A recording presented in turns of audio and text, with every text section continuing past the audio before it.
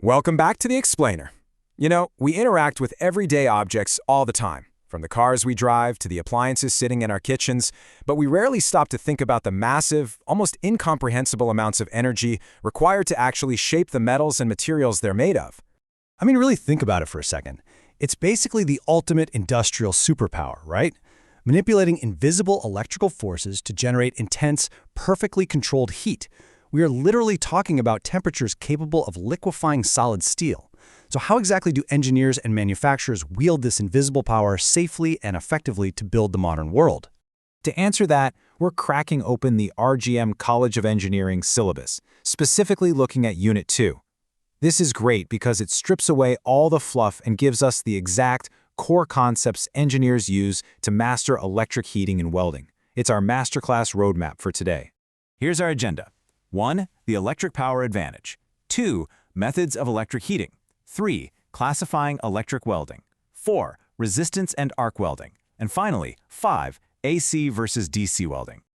All right, jumping right into Section 1, the electric power advantage.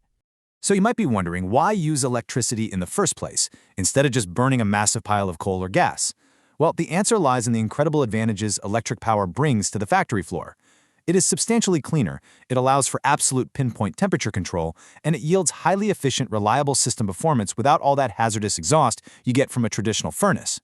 It isn't just academic theory, it's about making real-world industrial processes run smoother, faster, and with absolute precision. Moving right along to Section 2, Methods of Electric Heating. Engineers don't just have one single way to make things hot. They actually use 3 escalating tiers of what I like to call technological magic: resistance heating, induction heating, and dielectric heating. Let's break down exactly what each of these looks like on the factory floor. We begin with resistance heating. Now, this is essentially your foundational method. It takes advantage of the natural pushback, or resistance, when an electrical current attempts to flow through a material. When the material resists that flow of electrons, well, that electrical energy has to go somewhere, right? So it's converted directly into heat. Think of the glowing coils in your kitchen toaster, but scaled way up to industrial proportions to heat massive vats of materials or treat huge metal parts. Next up is induction heating, which is a massive step up in complexity. Instead of just pushing a current directly through a resistor, this method builds on those principles to heat materials in a totally different way, using electromagnetic fields. By generating a rapidly alternating magnetic field, you can literally induce electric currents inside the metal object itself.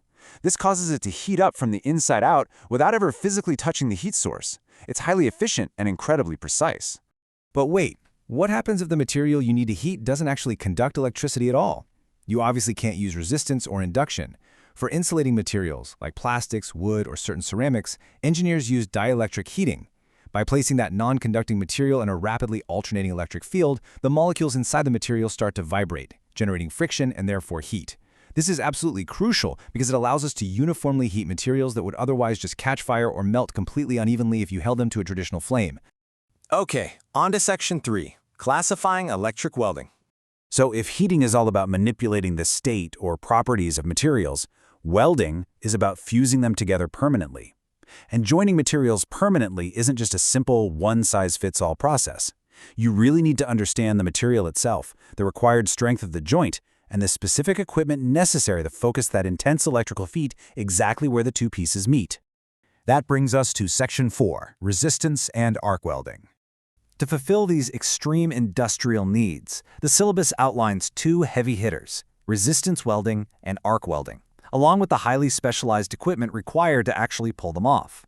These are the 2 primary classifications that future engineers absolutely have to master to fuse metals successfully. First up is resistance welding. And just like the name suggests, this mirrors the concept of resistance heating we talked about earlier, but applies it specifically to joining 2 pieces of metal. By passing a massive electrical current through the exact spot where 2 metals touch, the natural resistance at that very specific junction generates localized, intense heat. You combine that superheated spot with a huge amount of mechanical pressure, and boom, the 2 metals fuse into one. It's fast, it's efficient, and it is heavily used in automated industries like car manufacturing. Arc welding, on the other hand, relies on a totally different phenomenon. It uses the intense heat of an electrical arc to forge that permanent bond.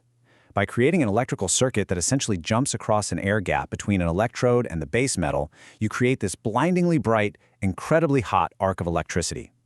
This arc literally melts the base materials right at the joint, allowing them to pool together and then solidify into an incredibly strong bond. And finally, Section 5, AC versus DC welding. When it comes to the equipment itself, engineers face a crucial everyday trade-off: alternating current versus direct current. Think about it. Does the electrical current constantly reverse direction, like in AC, or does it flow in one constant continuous direction, like in DC? This choice has profound effects on the stability of your welding arc, the amount of messy spatter produced, the types of metals you can actually weld, and of course, the cost of the equipment itself. Knowing exactly when to deploy AC versus DC is a core fundamental competency for any engineer utilizing electrical energy. Ultimately, everything in this syllabus, and really everything we've covered in this explainer, ties back to one central objective. The goal here isn't just rote academic knowledge. It's about applying these invisible electrical forces practically in the real world to design better systems, build stronger structures, and just generally keep the giant engines of industry moving efficiently. Looking at this structured curriculum really gives us a great appreciation for the baseline knowledge required to manufacture the modern world. But it leaves us with a pretty fascinating question. As new, exotic materials are developed, and as the demand for even cleaner, more efficient industrial processes grows, how will these foundational heating and welding techniques continue to adapt to build the world of tomorrow? It's a massive challenge and a great thought to leave you with today. Thanks so much for joining me on this explainer, and keep learning.